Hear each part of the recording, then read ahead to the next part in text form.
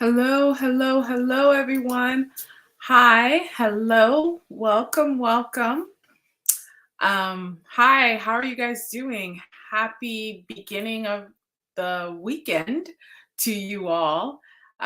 Before we begin, wanted to see, can you guys hear me? Let me know if you see me.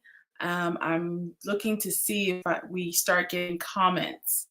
But hello, hello, happy end of the day and beginning of your weekend.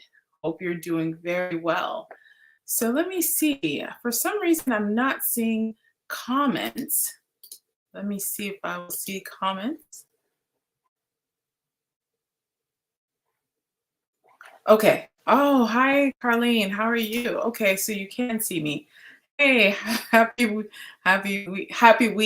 end of the week. How are you? Good. Thank you for letting me know that. Um, so I like to always start our live out by asking where everyone is from. I can see you. Thank you, Patrice. How are you? Happy end of the week. Oh, Mama Faye, you're from New York. Great. Sharnetta Gates, blessings to you too as well.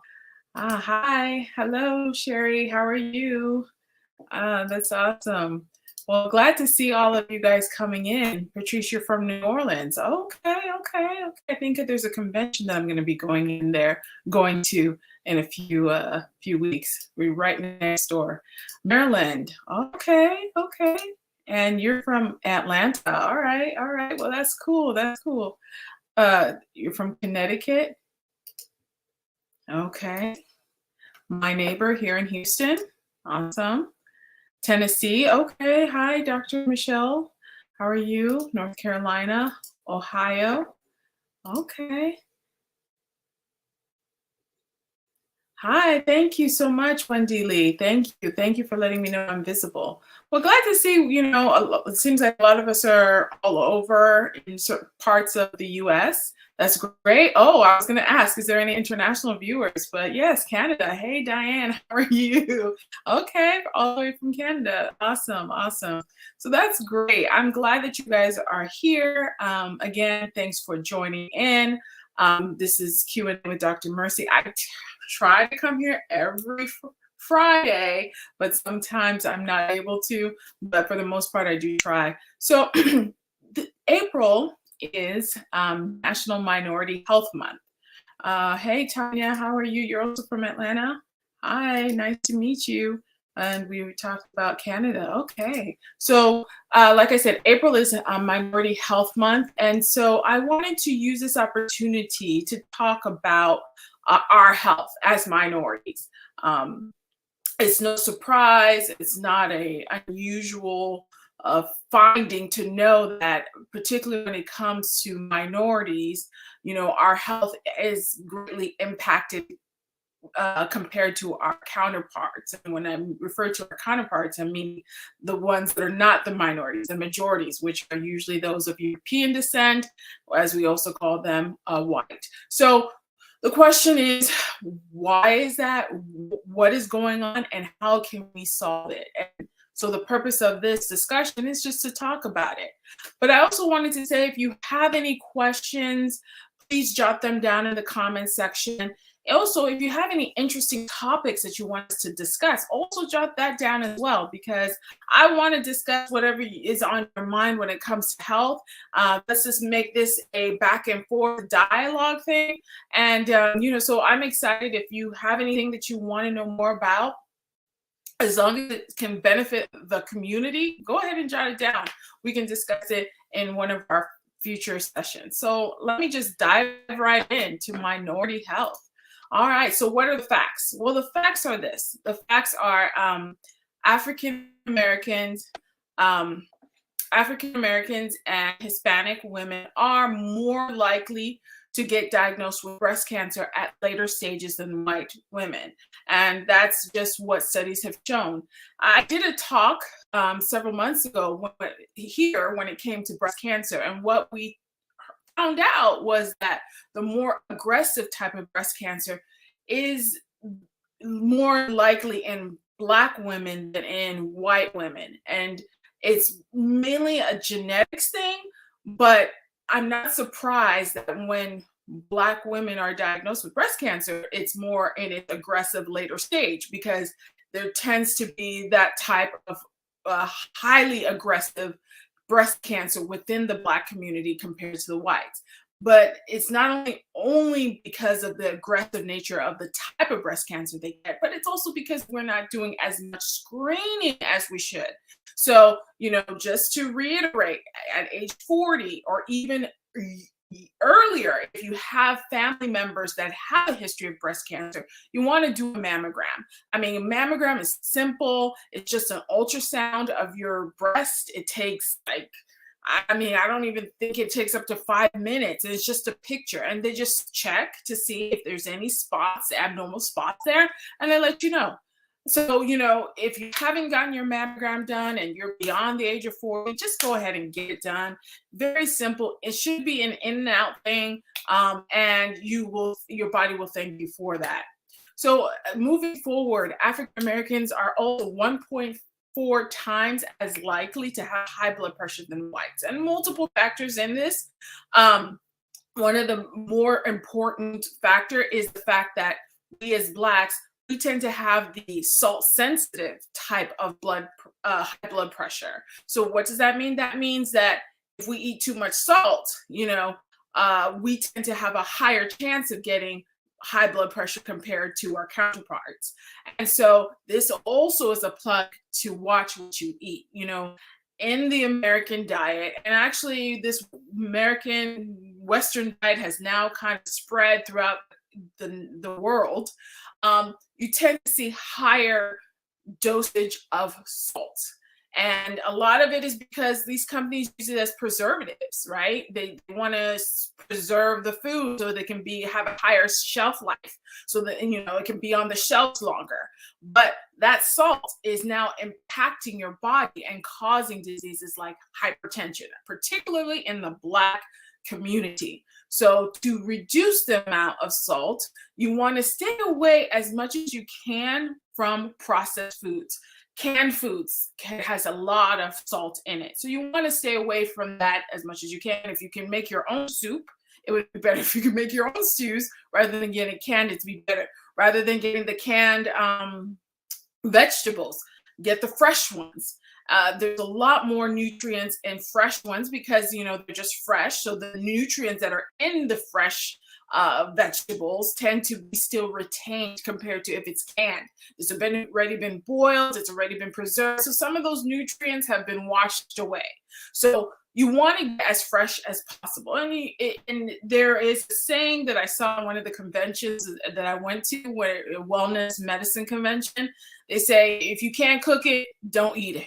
If you're buying food that is not, that you look at it and there's no way you could be able to cook that, then it's probably best to at least reduce the amount of that type of food you eat, or don't eat it at all.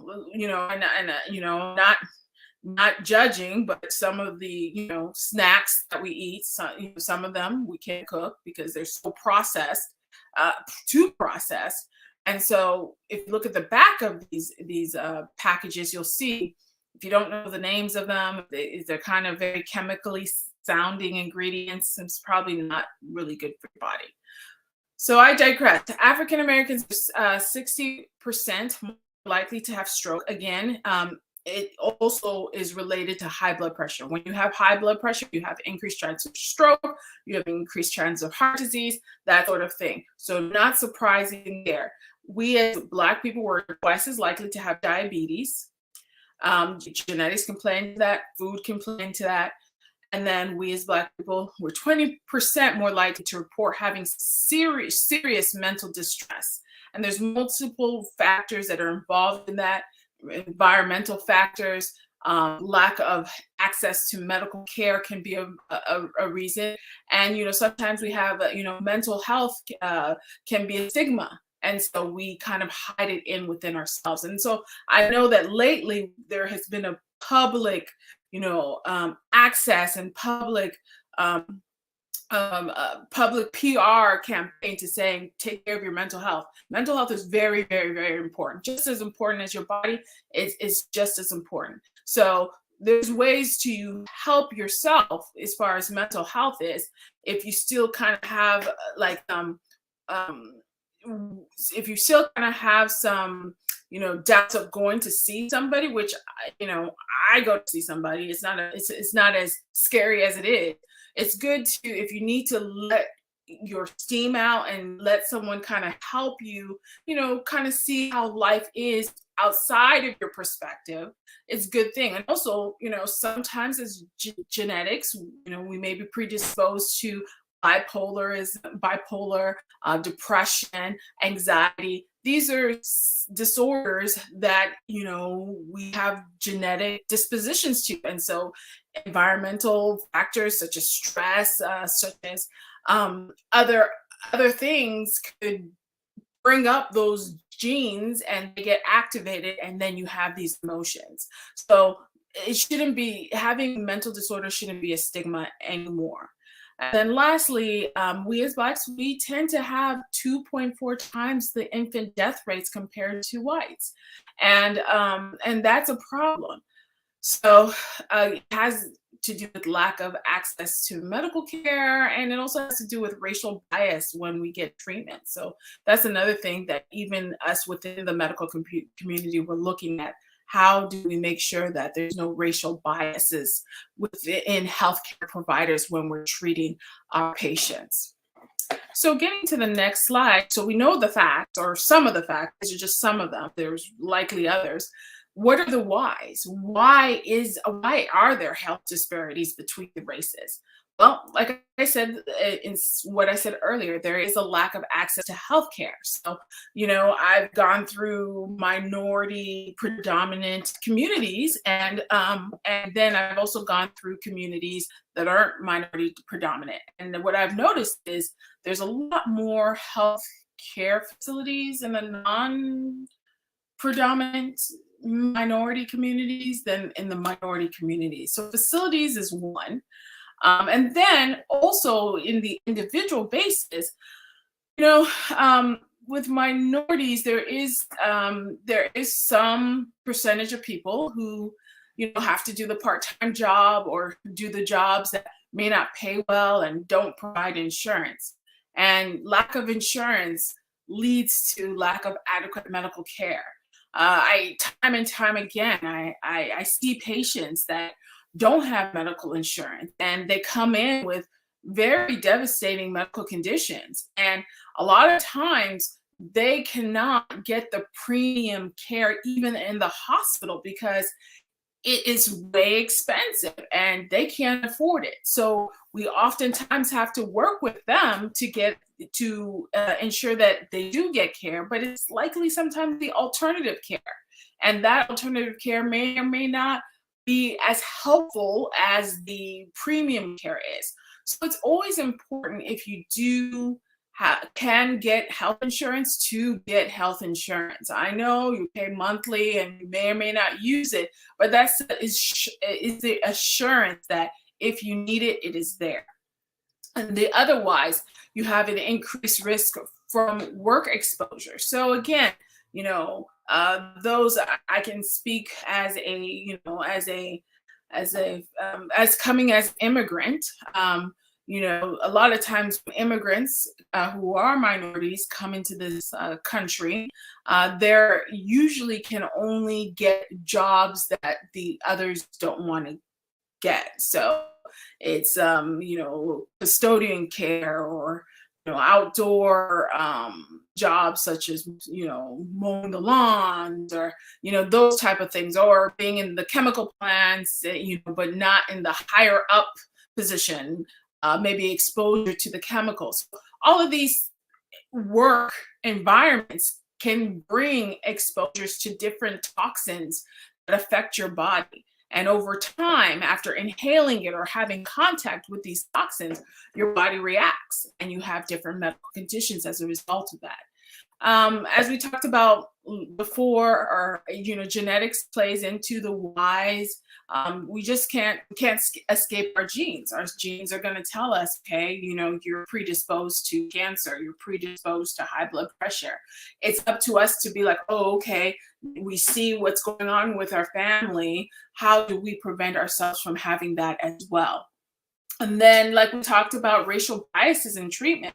It's not an unknown fact that studies have shown sometimes when it comes to pain, sometimes with us doctors, we don't necessarily acknowledge the pain when it is a minority compared to when it is not. And there has been studies that have been recently published that shows that effect. So the medical community is they're trying to look for ways to make sure that everybody get equal access to pain control, pain relief when they are being treated in the health sector. And then lastly, the whys, lack of knowledge. Lack of knowledge. When you don't have knowledge, you're not going to be in control of your body, in control of your health.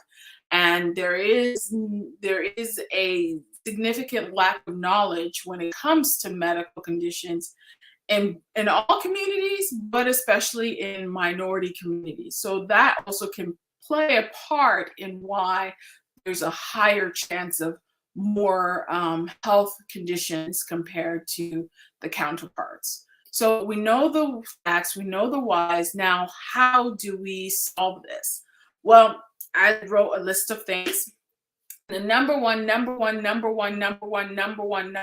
thing is eat more fruits and vegetables, less processed foods, drink adequate amount of water, and exercise more. Okay.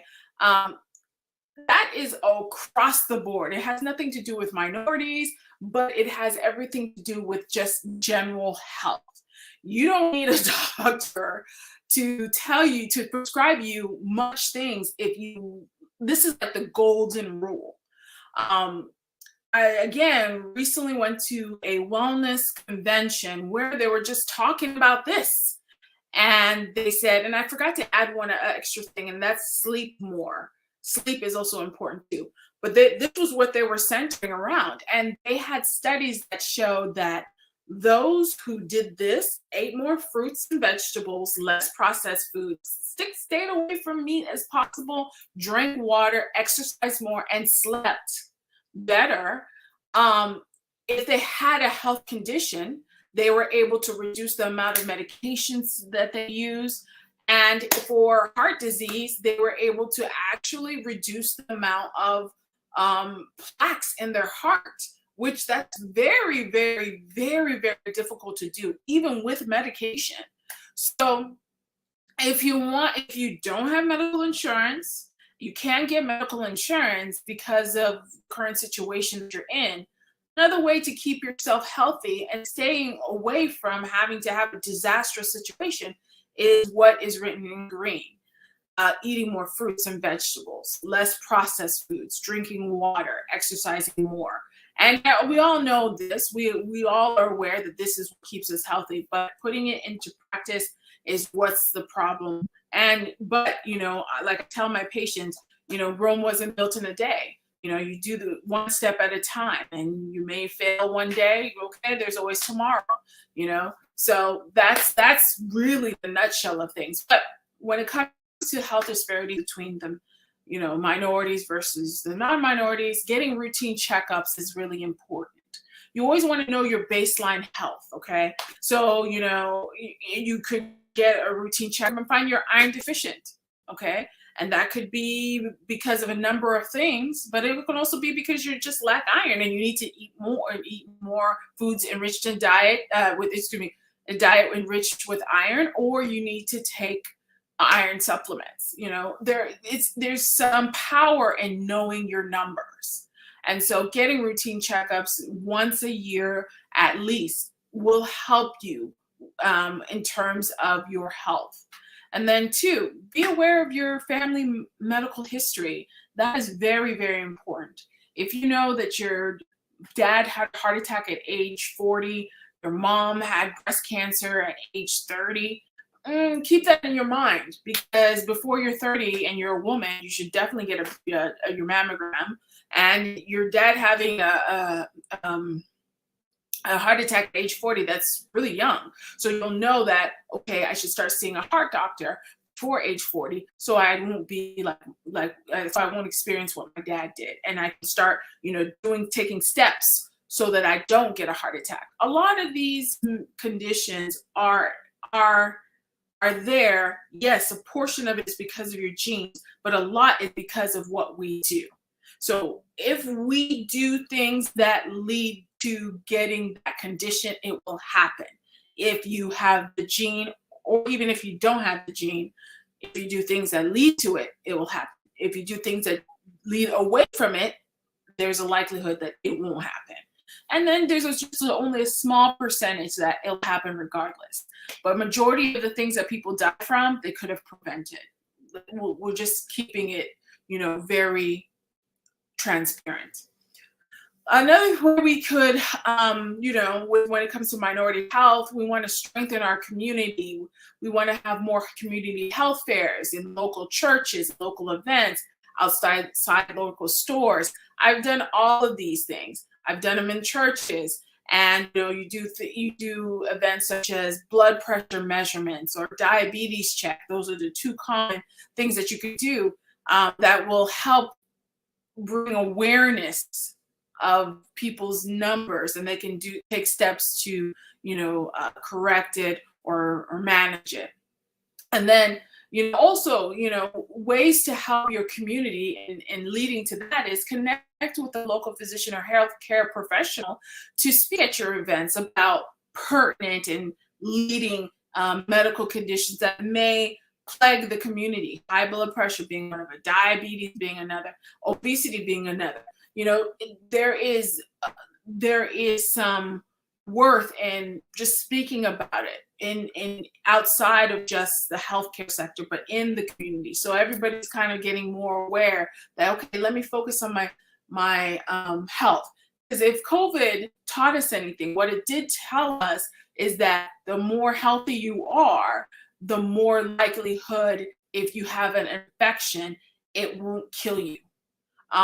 When I was in the hospital, a lot of people who died from COVID that I personally had to take care of, they had a lot of health conditions, and a lot of those health conditions were not controlled. So that is an important lesson for us now that we're kind of getting hopefully towards the end of COVID. Now we should look back and say, okay, how do I optimize my health? Taking the vitamins, the necessary vitamins and supplements, vitamin D, important. I've always talked about it. Vitamin C, zinc, important for to fight off viruses. And ideally, if you can take them in foods that are rich in that, that's better. But if not, having them in the pill form like I do here, and I take this every day, that's also as good as well. And then lastly, let's all get involved, monitoring your legislations and policies in regards to minority health, access in both the local, the state, and the national sector of policy would be the best thing for us as a community to do. If you're not at the seat of the table, things will happen that affect you, and nobody's mindful of your shoes, of how you're living, how your community is living, how your ethnic group is living. So let's all start getting involved in just legislation in general. So it not only has to do with minority health, but anything that has to do beyond the health of yourself. Get involved, because that's where policies are being done in those different sectors. So that's what I have for now about National Minority Health Month. I hope you guys got something out of it. And let me see if there's any questions or comments. Okay.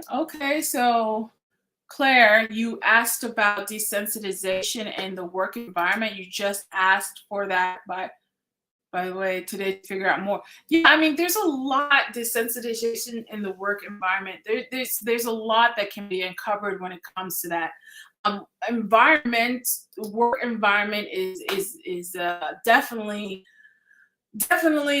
comes with so many things, so many factors. When it's a it can be a uh, it can be an origin of stress. It can be an origin of toxins. Uh, it can be there's a lot that you can impact in that. And speaking of environment, just reminded me. Oh, I remember in medical school doing a toxin tour in one of the local cities. They literally put us in a school bus and we drove in the city to look at the different areas of high pollution.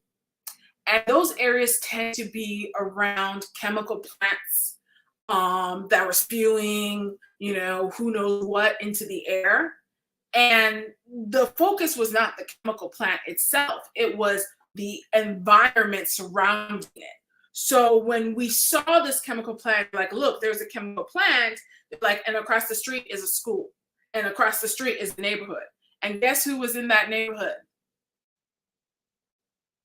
I don't think it was the majorities, it was the minorities that were there. And so then they took us to a church. And some of those people that were in that neighborhood that was across the street from the chemical plant came to the church and gave testimony. And they said, on our block, this person got cancer, this person got cancer, this person got cancer, and the list went on. And so, I tell you that to say this. Unfortunately, in this society, there is unfairness, and a lot of the unfairness centers around a number of factors. But when it comes to health and minorities, environmental factors, where you live, can affect your health. And more times than not, areas that are highly polluted tend to have minorities living there. We just keep it fact. It's not exclusive to the minorities, but tends to be. And so, what does that mean for us? And that means, again, this is the part. This is the part where legislation is at play. Being a part of the seat is at play. Knowing exactly what's going on in the city and advocating for those who cannot be advocated, who cannot advocate for themselves, is also at play. But then also knowing your environment before you move anywhere. Know, okay, what's surrounding me? Where's the nearest plant? Where is the nearest, what's that company over there? Are they spewing anything that I need to be of concern? So having, just not only just saying, oh, this is a nice house, but looking at the radius. Where am I at? Where am I at? Make sure that where you're at is proper for your environment, for you and your family. So that's what I wanted to say. Thank you for reminding me. And so a LinkedIn user said, I believe that some of the genetic aspects are attributed to eating and living in the same manner that our ancestors our predecessors have. No, I also wholeheartedly agree with you with that. We are not as mobile as our ancestors were. We have the cars, the planes, the trains. We're very sedentary. We're sitting, and sitting is just as prolonged sitting is just as dangerous as smoking, as studies have shown. So you're right, but we still want to eat the same caloric type of intake as our predecessors did, as our ancestors did, thinking that we somehow will not gain weight. That has something to do with it. We have to increase the amount of movement that we have. And then again, we also have to talk about our predecessors didn't have some of these processed foods that we now see. I don't know, in the 1800s, Doritos was not there. You know what I'm saying? So, some of these processed foods that we now have, and we have them in abundance, they weren't there back in the day. So that also has something to do with it as well. So the more you eat, you have to make sure you take out. It's balance in with balance out. If I'm going to eat a lot, I'm going to make sure that I expand the energy that I just consumed. Energy in is the same thing you have to do with energy out. It's kind of like a physics thing. So, anyways, good afternoon. Okay, hi, hello from Denver, Colorado. Let me see.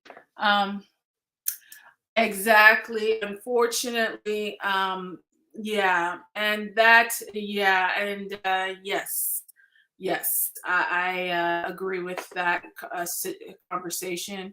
I'm not going to say more about that, but I definitely agree. Thank you. You're welcome, Clary. Thank you. Um, And see, so that's another thing too. There's so many factors in that.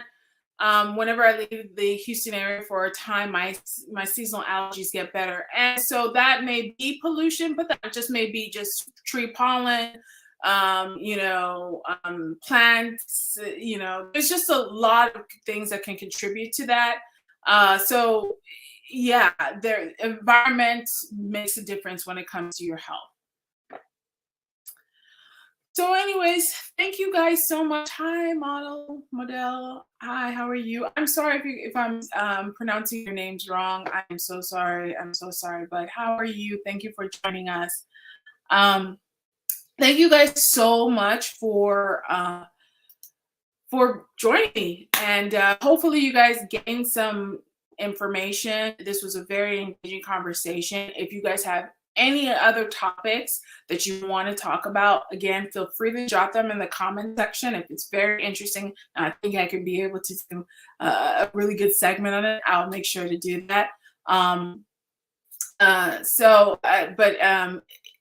If you don't have any more questions, which it doesn't look like, I guess I'll let you guys continue to enjoy your evening. Until next time, bye.